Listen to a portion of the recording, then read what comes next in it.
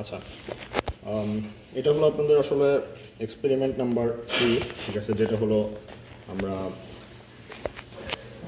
একটা first order এবং second order সার্কিটের ফ্রিকোয়েন্সি রেসপন্স দেখব।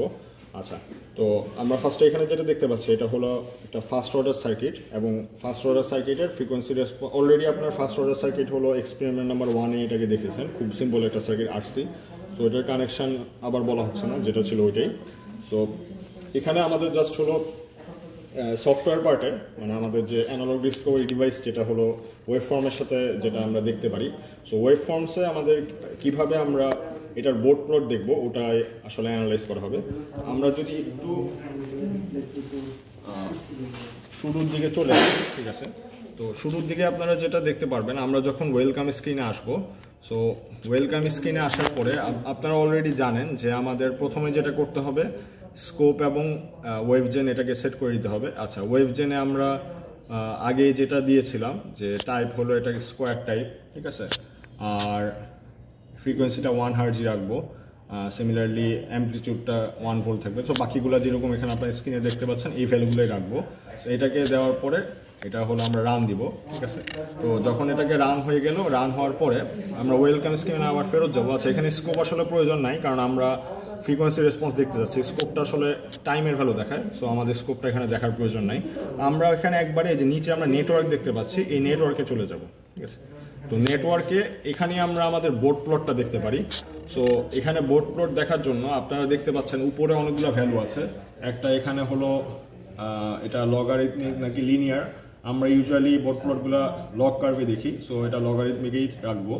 আচ্ছা, স্টার্ট ফ্রিকোয়েন্সি দেখা যাচ্ছে, স্টপ ফ্রিকোয়েন্সি দেখা যাচ্ছে, স্যাম্পলস পার ডিকেট, ঠিক আছে। স্যাম্পলস পার ডিকেট এগুলো আমাদের কোনো চেঞ্জ করার দরকার নেই, আমরা মেইনলি স্টার্ট ফ্রিকোয়েন্সি আর স্টপ ফ্রিকোয়েন্সি এগুলোকে সেট করে দেবো।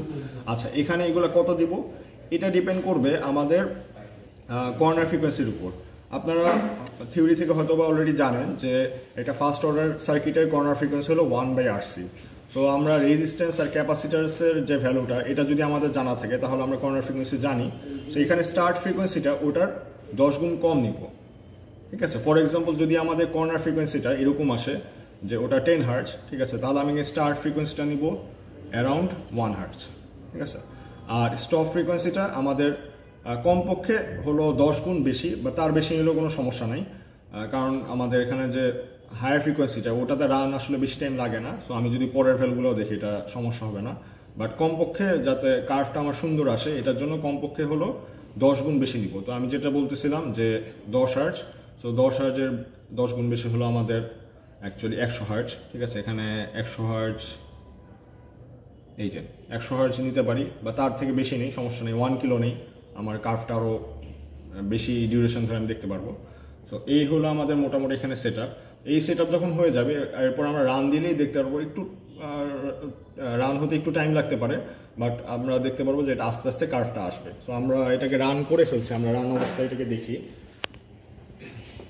এখানে আপনারা যে কার্ভটা দেখতে পাচ্ছেন এই কার্ভটাই আসলে আমাদের হলো একটা ফার্স্ট অর্ডার সার্কিটের বোর্ড প্লট, ওকে। সো এই প্লটটা যদি আপনারা একটু খেয়াল করেন, এই যে আমাদের কার্ভটা যেটা হয়েছে, এই উপরেরটা হলো ডিবি প্লট, আর নিচের যে প্লটটা এটা হলো আমাদের আসলে ফেজ প্লট। সো ডিবি প্লটে আপনারা দেখতে পাচ্ছেন এই কার্ভটা আসলে একটা ফ্রিকোয়েন্সি পরে, ঠিক আছে, যেটা হলো আমাদের আসলে কর্নার ফ্রিকোয়েন্সি। কর্নার ফ্রিকোয়েন্সির পরে এটা নামা শুরু করেছে, আর যেহেতু এটা একটা ফার্স্ট অর্ডার সার্কিট, সো যেটা হবে এটা -20 ডিবি করে নামবে। আর আমাদের ফেজটা হলো -45 ডিগ্রি পার ডিকেট করে নামবে, এবং নামতে নামতে কি হবে -90 থেকে এটা সেটেল হয়ে যাবে। সো আমরা একটু খেয়াল করি এখানে, অবশ্যই কর্নার ফ্রিকোয়েন্সিটা আমরা যে যদি এইখানে আমাদের সার্কিটের আর এবং সি এগুলোকে মেজার করে নিব, ঠিক আছে, পটের রেজিস্ট্যান্স কত আছে, ক্যাপাসিট্যান্স কত আছে।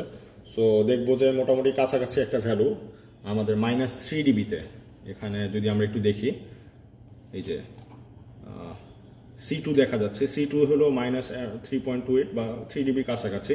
সো এই -3 ডিবিতে আমাদের হলো একটা ফ্রিকোয়েন্সি আমি এখানে পাবো, এই যে 38 পয়েন্ট সামথিং হার্জ। সো ওটা আমি যদি এমনিও খাতায় ক্যালকুলেশন করি আরসি দিয়ে, ওই ভ্যালুটা এরকম পাবো। আচ্ছা, আরেকটা এখানে দেখতে পাচ্ছেন এই -3 ডিবিতে আমাদের কত হচ্ছে ফ্রিকোয়েন্সিটা, সরি ফেজটা কত হচ্ছে, ফেজটা হলো -42, যেটা হলো অ্যারাউন্ড -45, ঠিক আছে। একদম এক্সাক্ট আমরা পাচ্ছি না যেহেতু এটা প্র্যাকটিক্যাল সার্কিট, বাট কাছাকাছি বোঝা যাচ্ছে যে এটা -45-এর কাছাকাছি এসেছে।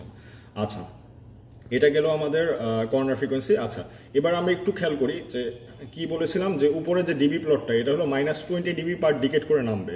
তো আমরা যদি এটাকে এই ভ্যালুতে রাখি যেটা হলো আমাদের 100 হার্টজে আমরা দেখতে পাচ্ছি C2-র ভ্যালু হলো -8.35 সামথিং লাইক দ্যাট। আচ্ছা, এটাকে যদি আমি এখন 1K-তে নিয়ে যাই, আচ্ছা 1K-তে নিলে আমরা যেটা দেখতে পাচ্ছি C2-র ভ্যালু হলো অ্যারাউন্ড -27, সো যেটা হলো 26.9 আর কি, সো অ্যারাউন্ড 27, যেটা হলো আমাদের আগেরটা ছিল 8 আর এটা 27, যেটা হলো প্রায় 20 ডিবিটা কমে গেছে। তার মানে আমি একটা ডিকেট বাড়াচ্ছি 20 করে সে কমতেছে, সো -20 পার ডিকেট আমরা পাচ্ছি। ঠিক আছে, আর এটা লাস্টে যে সেটেল হয়েছে, হ্যাঁ একটু কম ভ্যালুতে হয়তো বা সেটেল হয়েছে, বাট আমরা যদি এটা আরেকটু বেশিক্ষণ রান করতাম এটা হয়তো বা 90-র কাছাকাছি যেত, বাট এটা মোটামুটি এরকমই -90 দিকে সেটেল হবে। আর এটারও যদি একটু খেয়াল করি এটার ডিকেটটা, এটা ফর এক্সাম্পল আমি যদি 10 হার্টজে রাখি, সো 10 হার্টজে এটার ভ্যালু আমরা দেখতে পাচ্ছি -14, আর এটা যদি 100 হার্টজে নিয়ে যাই এটা হলো অ্যারাউন্ড -63, যেটা হলো আমাদের মানে অ্যারাউন্ড -45 হওয়ার কথা, এটা কাছাকাছি গিয়েছে, একদম এক্সাক্ট আমরা পাচ্ছি না। তো এই হলো আমাদের মোটামুটি একটা ফার্স্ট অর্ডার সার্কিটের বোর্ড প্লট।